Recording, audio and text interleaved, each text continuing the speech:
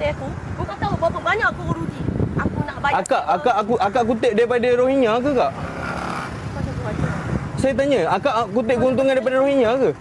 Saya dah banyak kali kak pergi balai. Saya dah tanya, dah tahu dah law dia. Sebab tu engkau kurang ajar sangat. Kenapa pula? Saya rakyat Malaysia.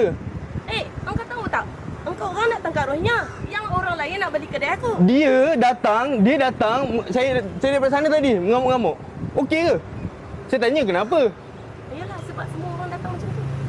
Oh, Engkau tahu apa kesannya aku berniaga kat sini? Engkau tahu kedai ni semua aku bayar lesen. okey, akak berniaga lesen yang datang beli Rohingya, okey. Bukan Rohingya lah, berlambak ramai lagi orang lah. Kalau dia orang tak kosong, dia orang tak takut kan datang sini? Manalah aku tahu. And then, kenapa akak nak salahkan saya? Bukan saya seorang buat benda ni. Lepas tu engkau sekarang ni kalau engkau buat, engkau termasuk dalam golongan tu lah. And then, saya jaga tanah negara saya. Salah ke? Saya tanya akak, salah ke? Tak salah, tapi Nah, apa yang salah saya? Yang salahnya engkau nak ambil orang Rohingya. Tapi Rohingya Saya ambil apa? lagi. Bila masa saya ambil? Saya viralkan untuk bantu kerajaan. Salah ke? Bantulah, bantu. And then, kenapa akak nak marah? Tak, masalahnya tak ada yang membeli, yang merata-rata tu semua sama saja. Tak ada perubahan. Apa yang And then, saya tolong. Ya, tolong. Apa yang dapat?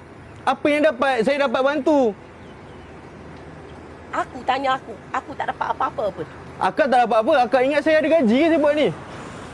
Sebab tu engkau orang ni menyusahkan orang. Apa yang saya menyusahkan? Engkau kalau boleh, engkau buat biar guna saluran yang betul. Okey. Engkau ambil semua Rohingya kat sini. Okey, saya tanya. Engkau buat viral, semua bersepah lagi kat sini. Lepas tu? So, engkau yang punya solution kan, engkau memang teruk lah engkau tahu. Kenapa saya teruk? Saya menggunakan kuasa virus supaya dapat